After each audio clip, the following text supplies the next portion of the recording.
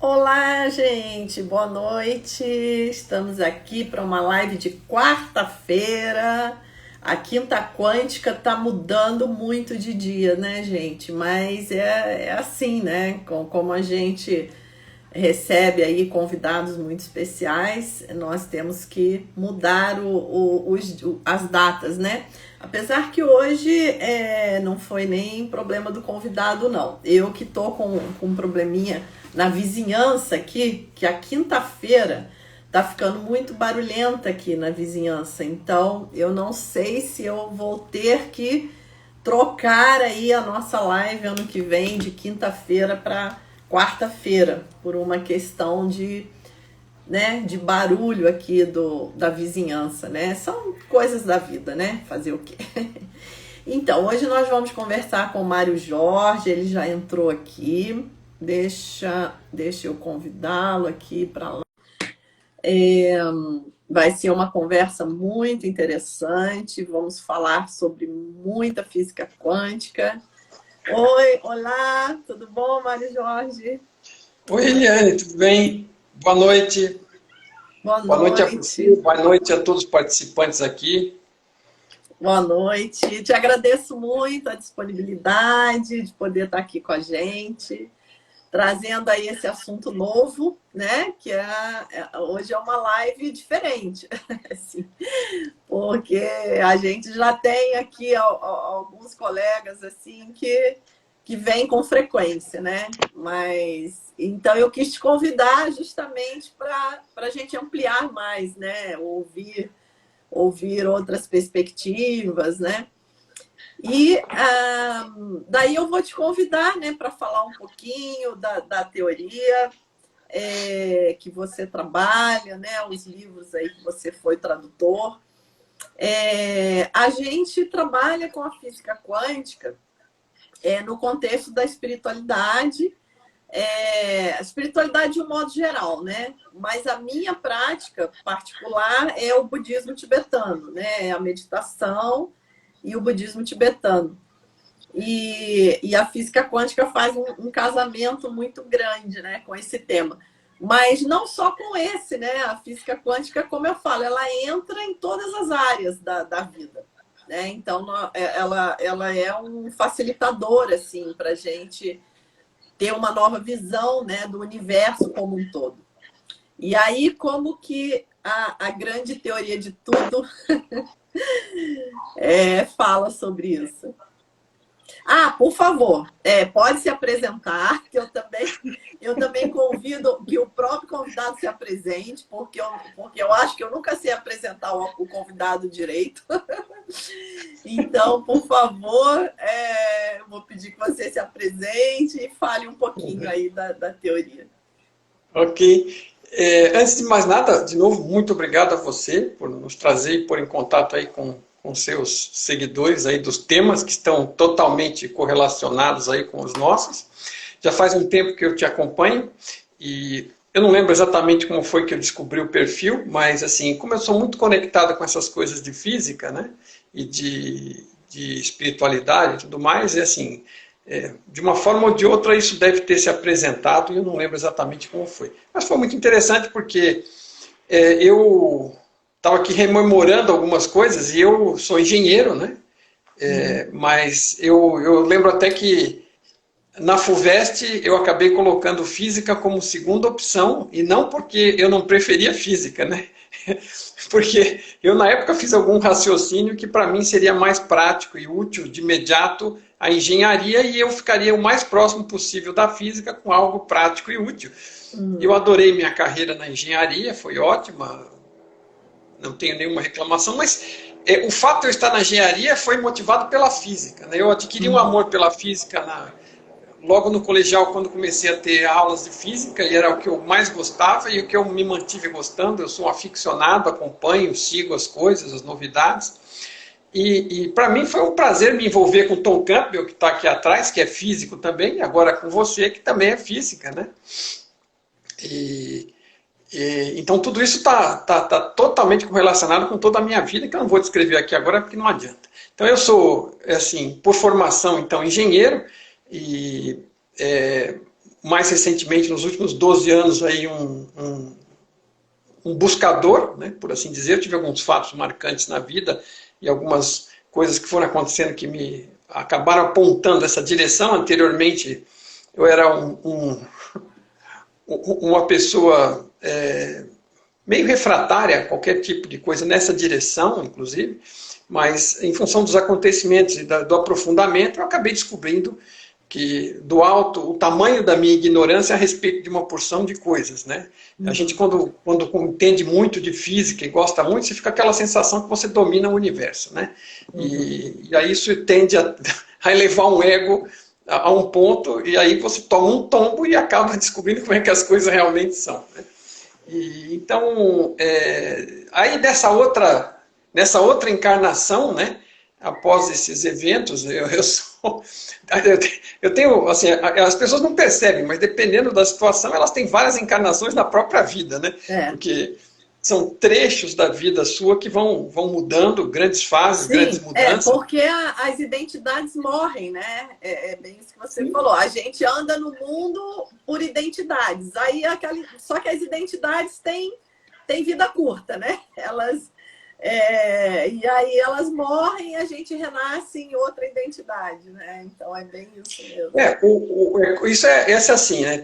Eu não vou lembrar agora o nome do filósofo, vai me sumir, tá aqui na ponta da língua, mas aquele que diz que você não atravessa o rio duas vezes, né? Não atravessa porque o rio não é o mesmo, e não atravessa porque você não é o mesmo, né? Exatamente. Você atravessou numa direção, foi fazer alguma coisa, passou por alguma experiência, minimamente aprendeu alguma coisa e não é mais a mesma pessoa, e a água que está passando ali também não é mais a mesma, né?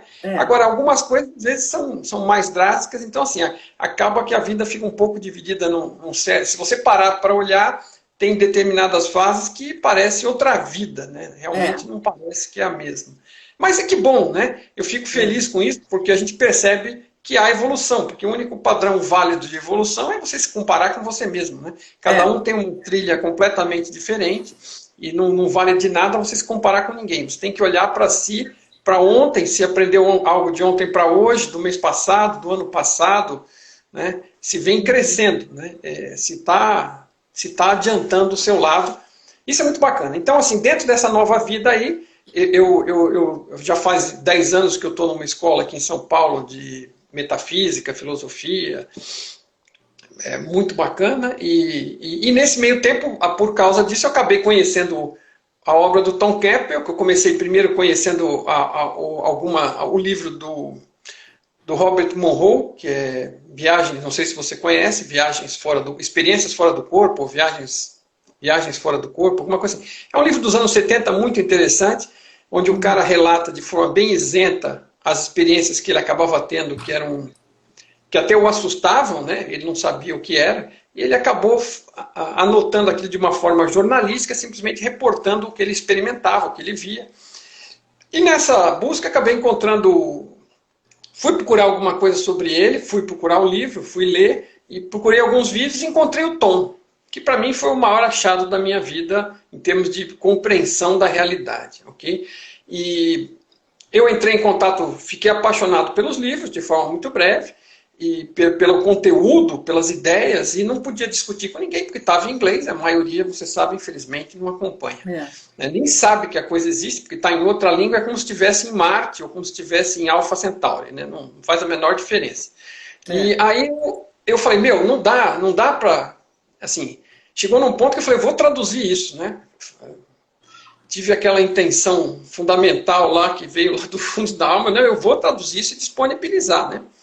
E aí entrei em contato com ele, consegui, ele não tinha ninguém traduzindo, já estava traduzindo para o francês, para o russo, para o espanhol, mas para o português não tinha ninguém ainda, né? O universo é bacana, ele esperou chegar lá. E aí eu entrei em contato com ele, ele me autorizou, logo em seguida apareceu uma outra pessoa aqui de São Paulo, um amigo meu agora, e acabou me ajudando também, ele me pôs em contato com ele, e a gente foi para campo, trabalhou nas horas vagas, à noite, nos fins de semana, graças à família permitir também, parte das férias. E eu sei que hoje é uma realidade, está materializada, eu costumo dizer que está renderizada, né? o colapso de onda aqui, para mim, funciona melhor com renderização. E a gente tem essa trilogia em português. Isso é apenas o livro 1, né? Mas é uma trilogia. E eu venho me aprofundando nisso, quer dizer, eu comecei essa tradução que eu entrei em contato com ele em final de 2013, 2014, e ela já está completamente traduzida e publicada desde fevereiro de 2017, então de lá para cá tivemos uma venda mais forte, porque já tem as 3 disponíveis, né? No começo o pessoal fica meio na dúvida se vai terminar, mas já faz tempo que já passamos dessa fase, já temos temos quase 4 mil livros já no mercado, a busca é muito interessante, porque as ideias são muito interessantes. Você sabe que a gente tem um canal de divulgação, que é o que eu estou partindo daqui, ou o que eu prefiro é o Instagram mesmo. Uhum. E a gente usa para divulgar as ideias do Tom. Por quê? Por um único motivo, né? Porque elas são libertadoras, são muito interessantes, te dão principalmente elas são voltadas para aquelas pessoas que são mais racionais, né?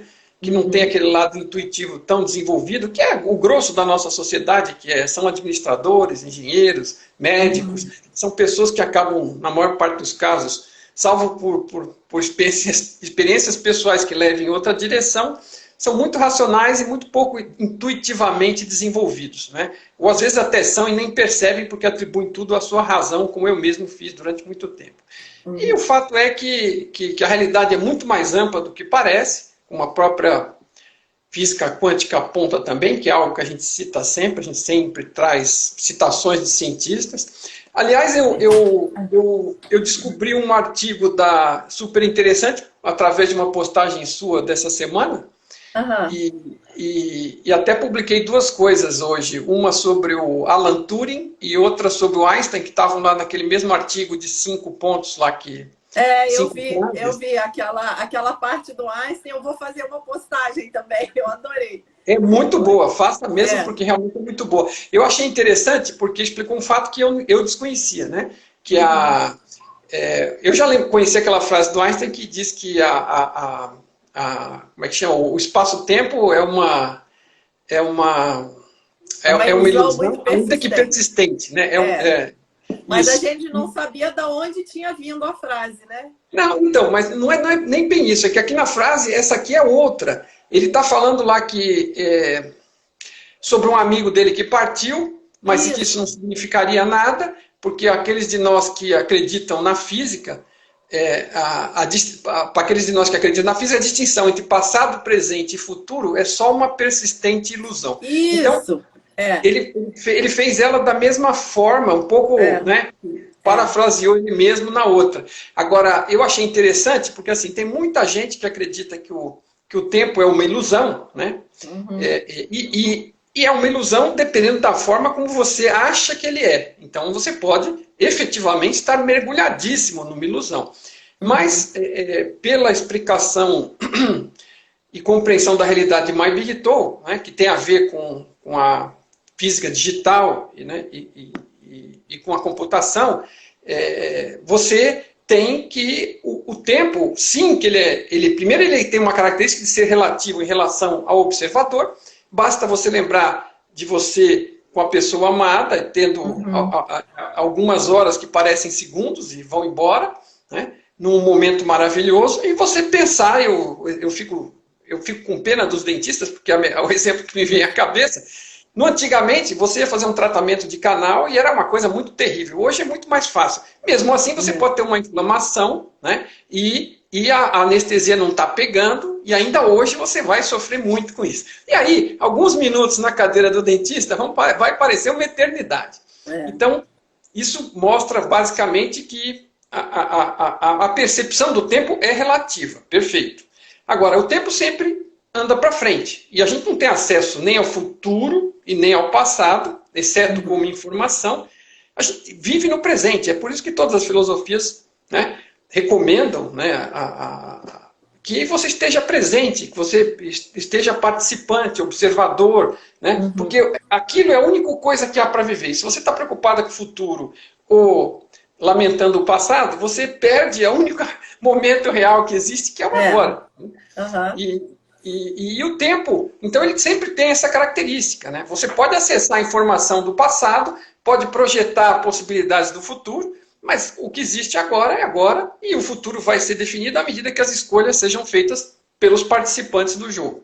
Para quem pensa que o livre-arbítrio é importante. Quem acha que já está tudo determinado, né, também tem sua opinião. Mas assim, a minha percepção hoje é que assim, não existe, e o próprio Tom subsidia isso, quer dizer, se não existiria consciência, se não existe a passagem do tempo, você estaria consciente de quê? Né? Exatamente. Então, todas estas coisas, ele esclarece de uma forma assim, muito bacana, né, sobre a realidade, as grandes perguntas, né? E ele não está dando resposta para que você acredite, mas ele está deduzindo, né, a partir de dois pressupostos e trazendo conclusões e com base nas experimentações dele, e mostrando um mapa, um modelo, é isso que é uma teoria de tudo, é um mapa, é um modelo, a partir do qual as pessoas podem compreender o jogo da realidade, entender como ele funciona, o que está fazendo aqui, e começar a própria busca, usar esse mapa bruto para percorrer o caminho e chegar às próprias conclusões. Porque é outra coisa que ele fala, que eu assino embaixo. Isso é bem legal. Eu li o livro que você me mandou, né? O seu livro, eu não sei se ele é só digital ou se ele tem um formato físico também.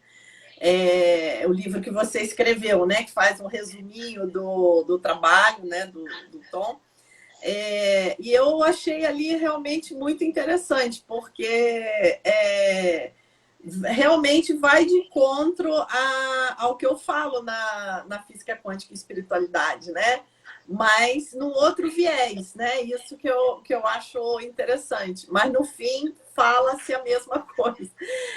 Como essa questão do tempo, né? Por exemplo, dentro da questão da física quântica e da espiritualidade, é muito semelhante, né? Porque a consciência, para você estar consciente, você tem, para a consciência, né, estar consciente, ela tem que estar consciente de algo.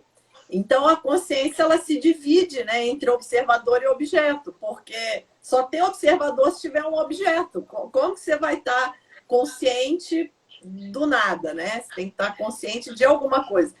Então, cada vez que você está consciente de um objeto, existe ali também um observador que surge, né, de forma coemergente, de forma instantânea, ali, conjunto, né, com esse objeto.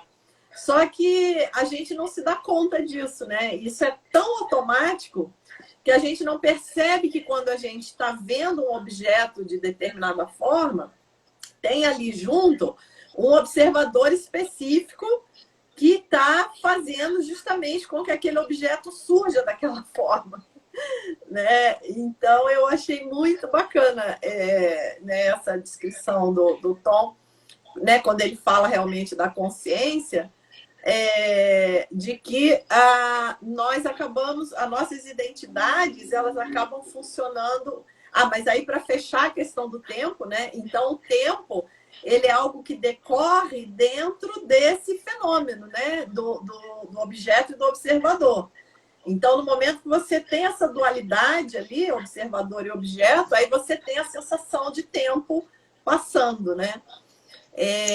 Mas existe o que a gente poderia chamar de um quarto tempo, né? Que está além de presente, passado e futuro, que é um tempo que a gente acessa com a meditação, né? Que é muito comum quando a gente está meditando, a gente perdeu a noção do tempo, né? Às vezes a gente volta assim, fala, nossa, passou 40 minutos que eu estou meditando, parece que eu estou meditando há 10 minutos, né? E a gente sai um pouco, né, desse espaço dualista, né, de objeto e observador. Pode falar. Isso é uma característica importante, porque assim, que às vezes eu costumo usar muito filmes, né, que às vezes são bem ilustrativos. E às vezes você fala do próprio sonho, né? Mas assim, tem aquele filme que eu também não vou lembrar agora, do Leonardo DiCaprio, que é um sonho dentro do outro, que eles vão encadeando.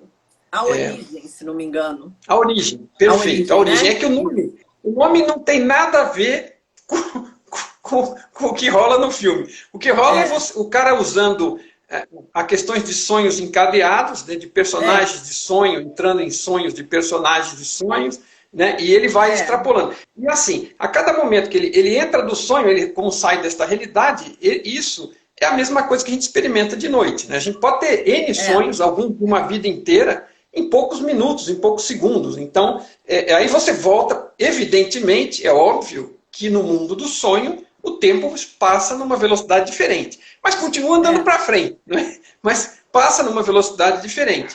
E daqui, e aquilo, você quando está lá não percebe, mas como lá passa muito mais rápido, você tem aquela experiência toda durante uma noite, às vezes 3, 4 conjuntos de sonhos, e você volta para cá e se passou apenas uma noite, se você olhar o seu eletroencefalograma, foram alguns minutos, no máximo, de zona de sonho, né?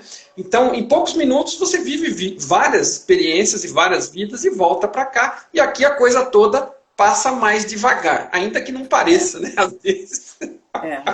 Mas é muito interessante, porque tem algumas histórias budistas, né, que dizem que porque para o budismo isso aqui é um sonho também, né? Não sei para o Tom Campbell o que ele diz exatamente, mas para o budismo isso aqui é um sonho. E aí ele conta algumas histórias, né, de um rei que estava tomando chá e de repente o rei, né, entra num sonho, né, e vive toda essa vida, né, que nós temos aqui. E se passam muitos anos e, de repente, ele acorda e, quando ele olha, a xícara ainda está saindo fumaça do chá. Não deu tempo nem do chá esfriar. E ele viveu vidas e vidas, né? Tem exemplos desses muito interessantes. Eu estava pesquisando sobre isso para verificar, né? Porque o que estamos falando é assim, a descrição e as palavras são diferentes. Mas quando as pessoas...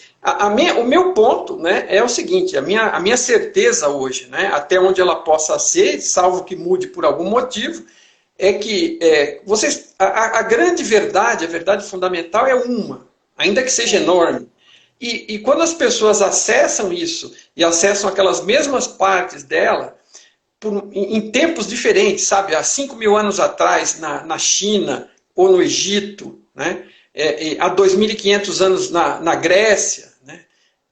Você tem essas pessoas acessando a mesma verdade, só que eles tinham um contexto completamente diferente, uma cultura, uma língua, uma escrita, e eles descrevem da melhor forma que eles observaram aquilo, as conclusões que eles traíram daquilo. E se você olha, parecem coisas muito diferentes a princípio, mas se você olhar a fundo de forma isenta, se a verdade que estão descrevendo é aquela mesma verdade básica, porque foi realmente acessada, no fundo, ela fica muito parecida se você tirar fora o detalhe das metáforas e das palavras usadas referente à cultura da época. Isso que você falou é muito precioso, porque a sabedoria ela está em todos os lugares, né? Então eu sempre falo, a sabedoria não é do budismo, a sabedoria não é do hinduísmo, a sabedoria não é de tradição nenhuma, né? A sabedoria ela está no universo e ela pode ser acessada das mais diferentes maneiras e das mais diferentes linguagens, né? E às vezes você descobre coisas interessantíssimas nos lugares mais inesperados. Eu costumo dizer o seguinte, mensagens existem até em bula de remédio, né? Exatamente. Se você souber o que está vendo, às vezes aquilo pode dizer algo para você, além daquilo que simplesmente parece que está ali. Isso é um exagero, obviamente, mas nem tanto. E eu uma vez vendo essa segunda versão do Cosmos, que já é com esse físico Tyson, né? não anterior com o Carl Sagan, eles estavam mostrando um episódio que, se eu não me engano, eu acho que é o Giordano Bruno, me veio à cabeça agora quando você estava falando, e acho que esse cara morreu dentro da cadeia lá, ele estava sendo perseguido, né? E ele passou um bom tempo preso, né, por conta das ideias inovadoras dele, que na época a igreja não aceitava, e o mais curioso é o seguinte, é que assim, a sensação que eu tive é que ele fez várias descobertas enquanto estava preso. Só que enquanto estava preso, eu tive a impressão, pela forma como eles descreveram a experiência dele, que ele estava fazendo viagens fora do corpo, indo investigar o universo. E eu olhei aquilo, porque até mostra, né, ele começa a ver coisas, ele está lá preso olhando pela janela da cadeia e ele acaba viajando, vai ver as estrelas, vai ver as coisas. A descrição que eles deram ali, não sei se foi alegórico ou não, mas dá toda a sensação, porque como é que o cara, preso dentro da cadeia, podia ter experimentado aquelas coisas e ter tirado aquelas conclusões que tirou, né? Está acessando, de alguma forma, né, uma parte da verdade está transparente, ele estava certo, né? Os perseguidores dele é que estavam errados. Isso mostra como que o universo ele está na mente, né? A gente, na verdade, pode acessar, né, as mais diferentes. Tem muitos relatos, realmente, né, de pessoas que estão presas e acabam, né, através do trabalho com a mente, né, com a meditação, com a yoga, acabam acessando coisas preciosas, né, presas numa prisão. Então, a gente vê que realmente não é o local físico, né, que determina. Você sabe que a primeira, vamos dizer, o Tom estava fazendo a pós-graduação dele e estava dando aula, fazendo trabalhos e correndo para lá e para cá. E um dos problemas grandes que ele tinha, inclusive relata isso na primeira parte do livro, numa parte que ele descreve como é que ele chegou a se envolver com estas ideias, e a primeira vez que ele já na física, acabou envolvido com isso, foi que ele viu um cartaz sobre meditação transcendental e suas propriedades. Então ele leu lá que aquilo fazia você ter menos necessidade de sono, clareza da mente para resolver problemas, uma série de benefícios práticos, segundo estavam descritos ali, que você não tinha que ter nenhum tipo de crença nem nada, era um método que você aprendia rapidamente e que aquilo te trazia benefícios práticos.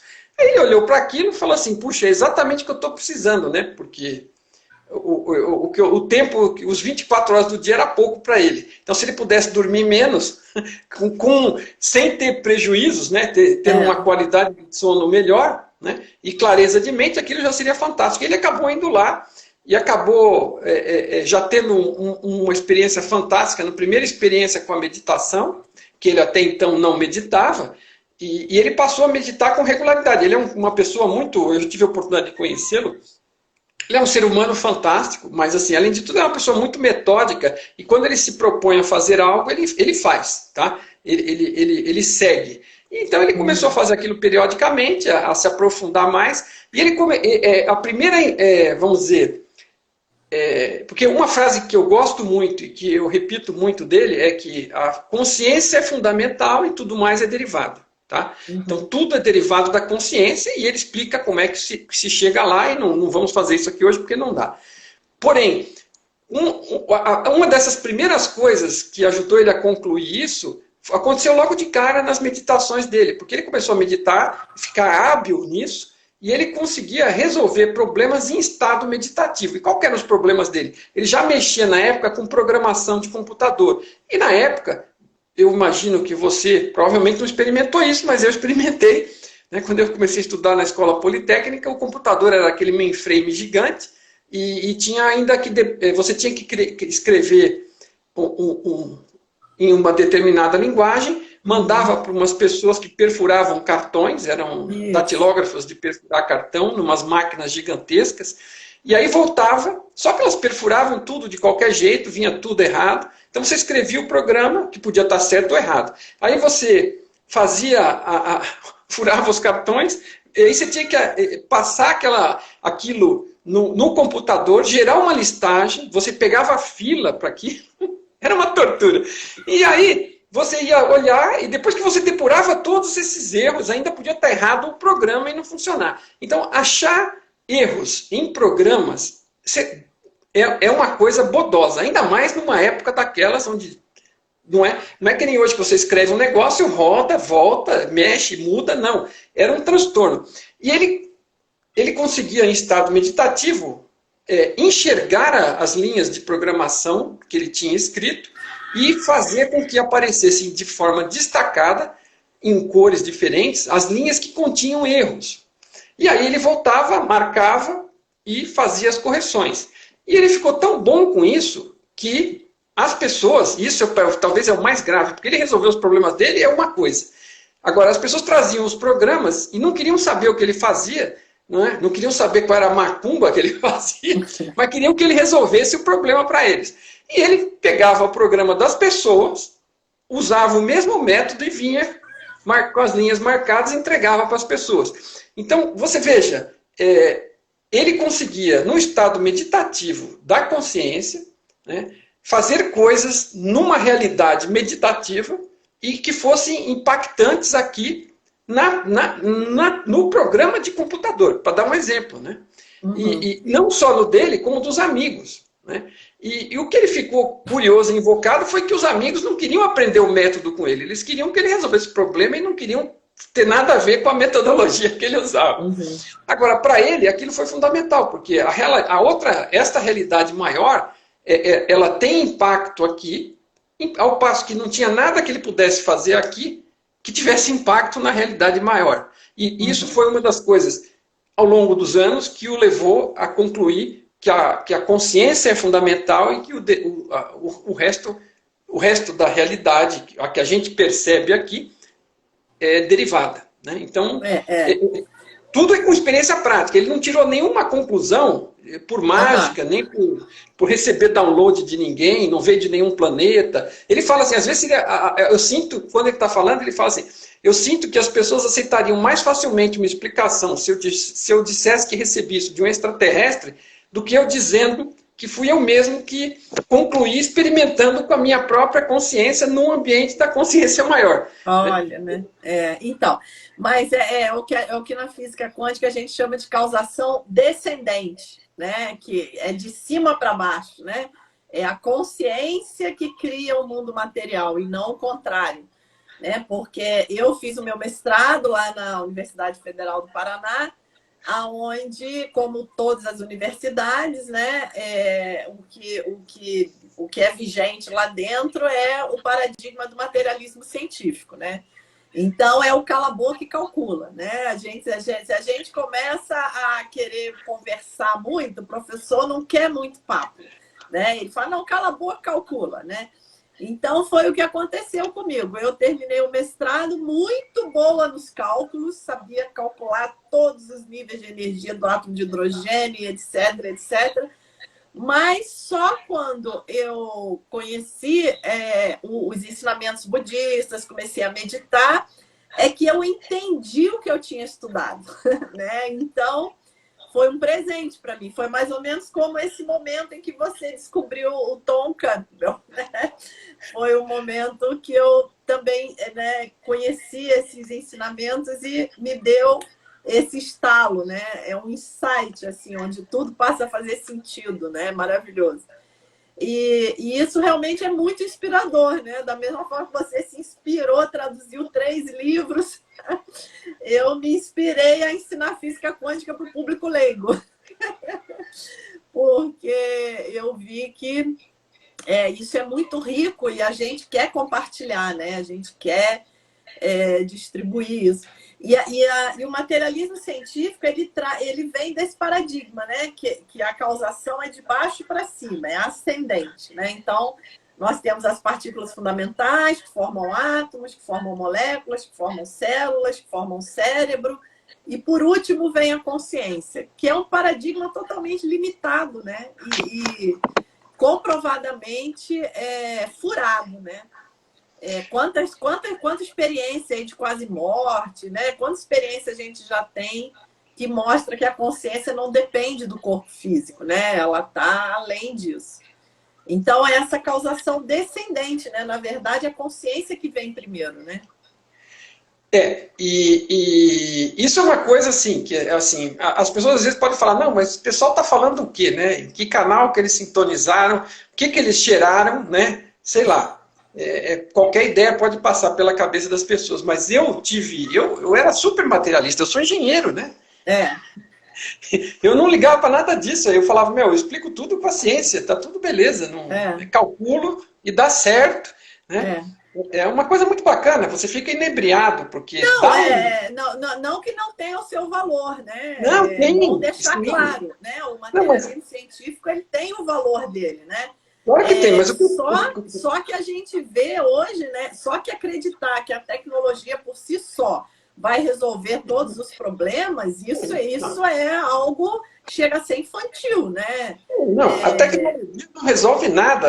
Assim, não resolve nada, porque a roda não resolveu o problema. Tem a consciência, né? Tem a mente que está operando aquela tecnologia, né? Isso que vai fazer a diferença. A roda não resolveu o problema, a faca não resolveu, quer dizer, a eletricidade não resolveu, nenhum problema. As pessoas ficam esperando. Agora, a última moda é esperar que a inteligência artificial resolva o problema, né? Porque, assim, acho que, assim, talvez, assim, nós somos tão burros, né, que não temos condição de tentar resolver os próprios problemas, então vamos esperar que caia alguém do céu para resolver. E não é nada disso, né? Tudo são ferramentas. Ferramentas. E a ferramenta pode ser bem utilizada ou mal utilizada. Exatamente. Se você não tiver com raciocínio, com a intuição, não tiver envolvido, não tiver usando a cabeça e fazendo as boas escolhas e aprendendo com os erros, não tem nada que vai salvar você da desgraça. Não vai vir nem... O super-homem não vai aparecer aqui, o extraterrestre... Pelo contrário, né, Mário? Porque se você está indo em direção ao precipício, é melhor você ir num Fusquinha do que numa Ferrari, né? Esse é um exemplo que a professora Lúcia Helena Galvão costuma dar. Exatamente. Ela falou que alguém citou para ela uma coisa dessa. Se isso fosse a solução, então, realmente, no caso desse, você indo com... O que é melhor? Você estar num Fusca ou numa Ferrari na direção do precipício? Isso resume, né? Ilustra muito bem, né? Que as metáforas. Por detrás da tecnologia tem a mente que opera a tecnologia.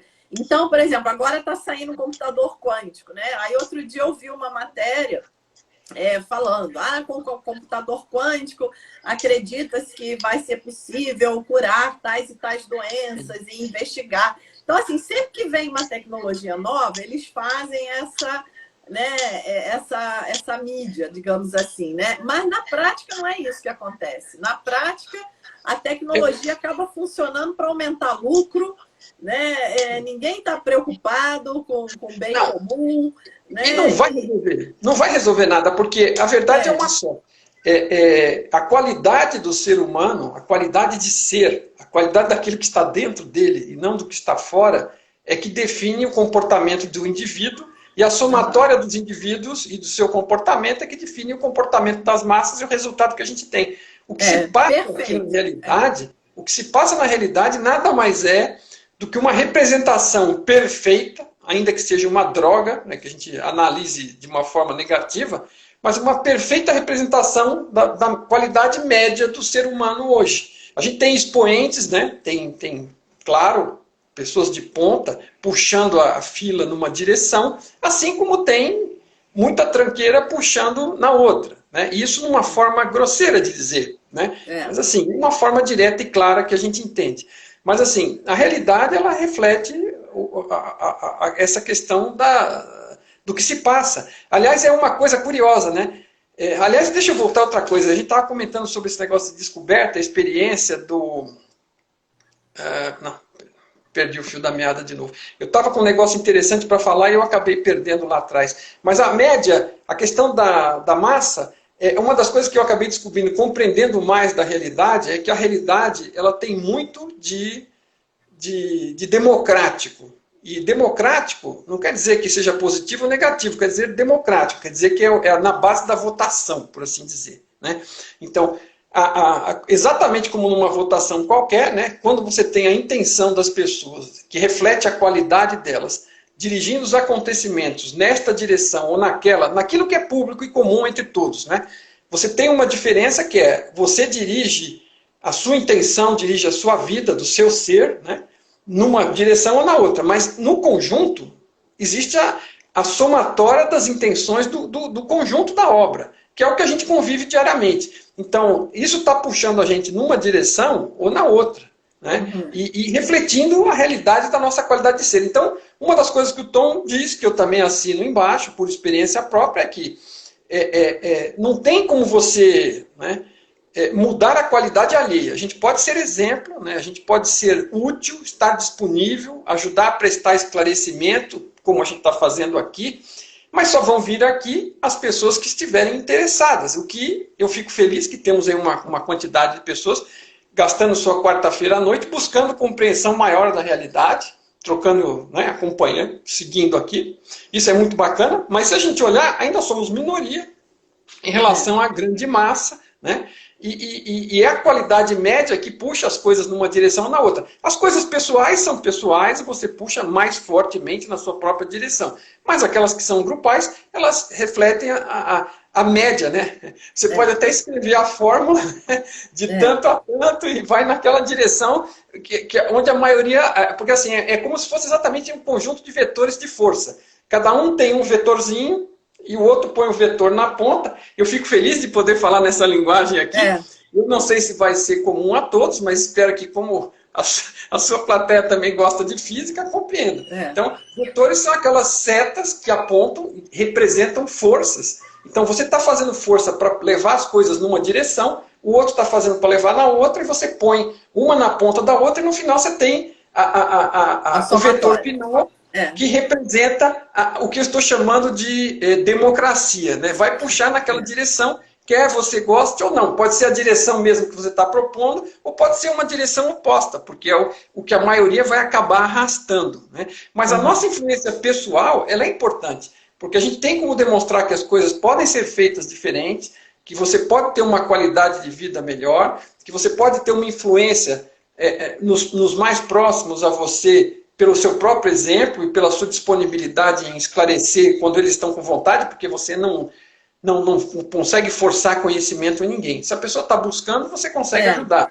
Né? Isso que você falou me remeteu aqui, enquanto você estava falando, a uma questão que a gente discute muito no budismo. Eu vou falar na perspectiva do budismo e depois na perspectiva da física quântica. Que é a questão do karma coletivo e do karma individual. Né, que é uma coisa que às vezes incomoda as pessoas, né? Falar, eu tenho meu karma individual, mas eu também estou preso no karma coletivo, né? Então, com certeza, né? A gente faz parte desse karma coletivo. Mas a gente também tem o karma individual, né? Que por mais que a situação esteja ruim, digamos assim, né? Por conta do karma coletivo, você individualmente pode passar por aquilo de uma forma harmoniosa. Né? Foi o que acabou de acontecer aí nesse período de pandemia, né? Foi muito particular para cada um, né? De um modo geral, foi uma situação muito ruim, muito negativa, mas cada um passou ali, né? Nós tivemos esse karma coletivo, mas cada um passou de acordo com o seu karma individual. E essa questão que você levantou, né? Nós buscadores, né? Eu, você e mais as pessoas que estão aqui com a gente, às vezes dá um certo desânimo, né? Porque a gente pensa assim, eu sou tão minoria, o que adianta, né? Só eu buscar, só eu meditar, né? Aí vem agora a perspectiva da física quântica, né? Que a física quântica, ela mostra lá pela equação do Planck, que a energia é diretamente proporcional à frequência, né? de vibração. Então, o quantum, ele não carrega sempre a mesma energia, é diferente, né? Depende da frequência de vibração que aquele quantum está associado. Então, os autores colocam, né, que a energia, as emoções positivas, né, o pensamento positivo, tem um campo de energia, né, uma frequência muito mais elevada. Então, um quantum de uma pessoa que tem um nível elevado de consciência carrega muito mais energia que milhares de quanta de pessoas que estão numa consciência mais fechada, né? Então, a gente vê pessoas como Nelson Mandela, né? O próprio Gandhi, os mestres, né? O próprio Tom Campbell, né? Então, você vê que uma pessoa que tem uma consciência expandida, olha a diferença que essa pessoa faz. Né? Você vê uma pessoa dessa vale por milhares, milhões, né? Que estão vibrando no nível de consciência baixo. Então faz muita diferença. Né? Então não é assim, não é um para um. Né? Na verdade, não. É muito maior, né, a quantidade de energia gerada. Estas pessoas que estão puxando para cima, né? uma vibração melhor, ou como queremos dizer isso, uma qualidade de ser melhor, e mostrando que isso é possível, né? Além de estar mostrando que isso é possível como se fosse um farol de guia, né? E que te dá uma segurança que se a pessoa pode, você também pode trilhar os passos, mas amplia o espaço compreendido pela nossa realidade. Quer dizer, aquilo que a gente compreendia antes deles era menor, e agora a gente tem um espaço de compreensão maior, e esse espaço está aberto para todos. Né? Exatamente. E mais gente vai migrando para dentro daquele espaço também. Então, tem esse efeito. Agora, assim, pela filosofia aqui de Mai-Bilito, né, a qualidade de ser que você é, ou qualidade espiritual, como queiram chamar, qualidade de consciência, porque no fundo consciência é o que nós somos, né, você é aquele acúmulo dos seus aprendizados, porque a gente está aqui, né, e isso é uma coisa que às vezes difere um pouco do budismo, né, que isto aqui não é visto, né, nas explicações do Tom como nada de ruim, não é? Na verdade, isso é uma realidade virtual, né, que é parte de um multiverso de realidades virtuais, todos gerados na consciência da fonte, ou na mente de Deus, como queiram chamar, né, e de forma virtual, que equivale a dizer como uma ilusão, como um sonho, o que não quer dizer que não vale. Né, na verdade, isso aqui tem o valor e a criação disto é para gerar maior oportunidade de crescimento e evolução para a consciência. Então, são ambientes que têm consciências de vários graus, de vários níveis, como a gente está constatando aqui, e que todas elas podem vir aqui nesse ambiente e se encaixar em algum ponto onde a experiência seja útil para ela continuar crescendo. Então, todo mundo tem a oportunidade, mas ninguém é obrigado, e aí entra o livre-arbítrio. Você pode fazer escolhas ruins, uma atrás da outra, ir numa direção negativa, ou você pode fazer escolhas melhores, aprender com os erros anteriores, fazer novas escolhas e crescer e desenvolver, né? Mas a busca de todos, no final das contas, é crescer e desenvolver. E o maior beneficiário é o indivíduo que está com aquele crescimento, porque ele começa a ter uma qualidade de vida melhor, porque ele começa a fazer escolhas melhores, né? E mais alinhadas com o objetivo do ambiente. Então não é uma questão de castigo, mas é uma questão de necessidade e de utilidade. Você vai ter as experiências que são as mais necessárias e mais úteis para o que você precisa aprender. E às vezes aquilo te repete muito, porque infelizmente nós muitas vezes somos burros, né? No sentido de que nós batemos cabeça, repetimos, até assim, o cara passa na rua e todo dia cai no mesmo buraco. E ele não pensa em desviar do buraco, não pensa em experimentar outro caminho, né? Eu estou falando alegoricamente, mas todo mundo conhece alguém que, sei lá, um cara ou uma mulher que casa com uma pessoa, não dá certo, sei lá, é um cafajeste, um parceiro, e a pessoa, quando termina, vai procurar e acha outro cafajeste igualzinho. Isso pode citar um exemplo bem visível, bem comum, né? Agora, isso acontece em qualquer nível de coisa, quer dizer, a repetição, ela ocorre porque você não aproveitou. E às vezes, se ela não foi na modalidade anterior suficiente para que você despertasse para a oportunidade de aprender sobre aquilo, outras opções vão aparecendo e algumas podem ser menos agradáveis que outras. Mas não é uma questão de castigo. Não deu o salto quântico de consciência, né? Continuou na mesma órbita do Bohr, né? Lá do átomo do Bohr, né?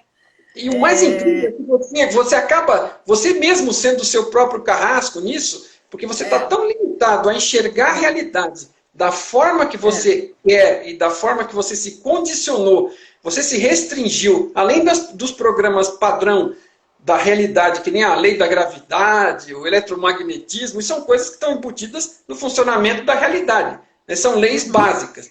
Você ainda cria restrições próprias, com as suas próprias crenças e medos, e você não vê e não percebe coisas, e você só acaba percebendo aquelas coisas que você dá conta de perceber, e elas acabam te atormentando até que você descubra uma forma de sair daquilo e ter outras experiências mais suaves, mais leves, Nossa, mais interessantes. Olha, perfeito isso que você falou. Queria fazer 2 comentários. Primeiro, que você comentou rapidamente que isso seria diferente do budismo.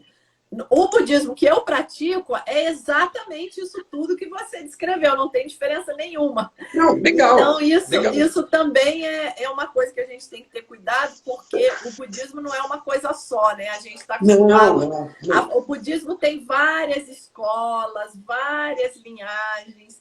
Então, um budismo é totalmente diferente do outro, às vezes, né? Perfeito. Então, só que, lógico, né? Quem não pratica vê o budismo como uma coisa só. Mas não é. O budismo é muito diversificado, né? Dentro dele.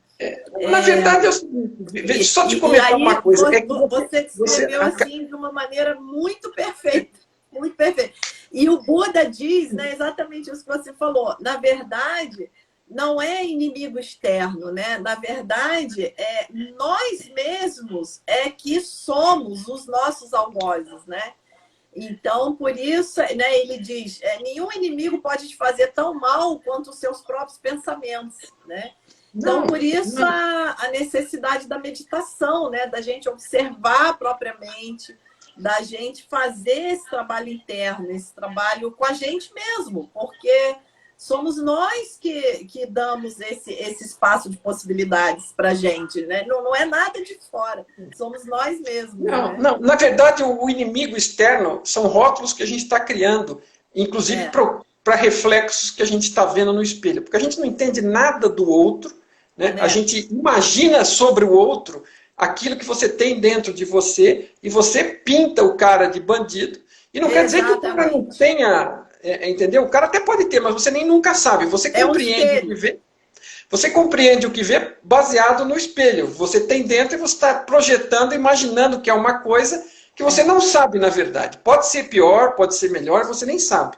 Mas você está projetando no outro. E está criando rótulos e vivendo por conta disso, né? Se achando perseguido. No fim, é a própria consciência vivenciando o que ela própria precisa vivenciar. Só isso. Isso. E você falou antes de uma outra coisa também com a questão de conexão, que me lembrou a questão da conexão. Se você pensar e analisar do ponto de vista que você é uma consciência e que você é parte de uma consciência maior, fundamental, que gera tudo, inclusive a possibilidade de você se particionar com uma consciência e se perceber como um ser, né? E não estou falando do avatar e do personagem, né? Da consciência que somos. A consciência que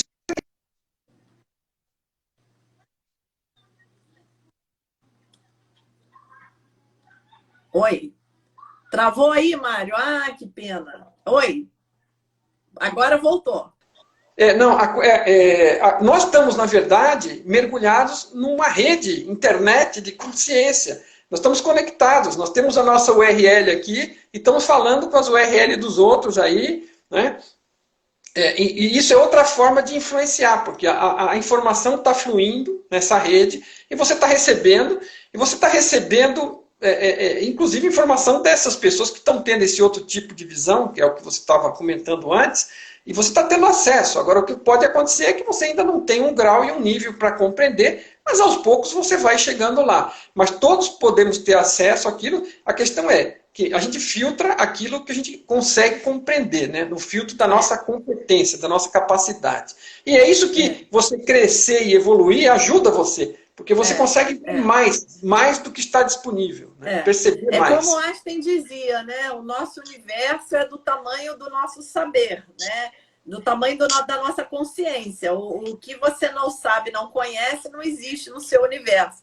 Então, a importância, né, da gente estudar, da gente, né, estudar física quântica, ler a trilogia aí do Tom Campbell, né? Porque isso tudo vai vai criar novos observadores, porque a gente só vê o objeto se tiver o observador. Se não tem o observador, o objeto passa invisível, né? Esse é o grande drama, né? Então, a gente, na verdade, vive um universo que é simplesmente o reflexo do universo interno. Bem, Mari, nosso tempo está acabando. Olha, nós vamos ter que fazer muitas lives. Você já está convidado para voltar, viu? Eu acho melhor a gente dividir por temas as próximas. Vamos fazer uma live só para falar de tal coisa. Outra só para falar de tal coisa, porque é muito amplo. E aí, para terminar, eu queria só colocar aqui com você, que eu achei muito legal, né, a gente olhando isso aqui como uma realidade virtual, como que a gente passa de nível, né? Como no videogame lá. Como é que você passa de um nível para o outro no videogame? Né? No fim, o que que tá em jogo aqui? Aqui veja o seguinte, a gente vai acabar automaticamente colocando algumas amarras e identificando, porque o Tom chama, para evitar, ele dá nomes isentos, para a gente não fazer amarração com outras ideias de outras fontes. E acabar... palavra é um problema, né? Palavra... E as pessoas acabam compreendendo as coisas. Ah, é o que o cara fala, né? Ah, encarnação. Então não usa encarnação. Porque, para começar, não existe carne. É uma ilusão. Se é uma ilusão, não existe carne. Existe isso que você falou é muito importante, né? A mesma palavra num contexto, ela quer dizer outra coisa totalmente diferente em outro contexto. Então, não se apeguem às palavras. Isso é muito importante. Encarnação é uma palavra, vamos dizer, péssima, mal escolhida, fruto assim, amarrada com a ciência materialista. É uma espécie de espiritualidade amarrada na ciência materialista. Então, ela crê que a matéria existe, portanto, o corpo existe e, portanto, o espírito está preso dentro do corpo, está encarnado. E assim, né? Então, voltando aí à sua questão, ele chama isso de pacote de experiência. Então, é um pacote de experiência dentro de uma realidade virtual, como se fosse uma viagem de aprendizado. Você vai lá na agência, vai fazer um tour em Roma, vai ver o Coliseu, alguém vai te contar a história. Você vai lá com o intuito de um olhar de aprendizado e de crescimento. Então, vamos dizer... Isso aqui é um pacote de experiência. Então, você entre um pacote de experiência e outro, porque o ser que você é, a consciência que você é, pode experimentar e experimenta e provavelmente experimentou dezenas, centenas, talvez milhares, dependendo desde quando que você existe como consciência individuada, sabe-se lá por que quantidade de pacotes você já passou aqui. E se aproveitou bem, né, ou não, né, mas em algum momento você aproveitou e você chegou, seja lá como for, com os aprendizados que teve, até o ponto que está. Agora, então, de uma forma, existe uma mudança automática, mas que só vai ser beneficiosa para você nesse sentido, como mudança do mar, se você aproveitar e aprender o máximo, crescer o máximo como qualidade de ser, vindo da direção do caos, na direção da organização e do amor. Né? Vindo da confusão, da briga, da disputa, para a direção da cooperação, do amor, do cuidado com o outro. Quer dizer, seja lá em que ponto que você tiver disso, é nessa direção que você está evoluindo. Então, se você faz uma vida útil, né? Você tem um pacote de experiências úteis, você leva o máximo de conhecimentos do nível de ser, de qualidade, de desenvolvimento, de evolução, de crescimento espiritual, né? Como vários exemplos possíveis de descrever isso, e você sai desta e você vai ter outra, e cada uma que você tenha vai ter mais oportunidades de somar a anterior. Então você pode mudar, ou você também, se fizer uma besteira atrás da outra, afundar o pé e ficar patinando, você vai ter outro pacote similar ou mais básico, apropriado para a qualidade que você desenvolveu ao longo Então, mas não é uma que bacana isso, né? Muito bacana, porque é uma teoria, né? Como você falou, é uma teoria que vem da razão, né? Do intelecto, né?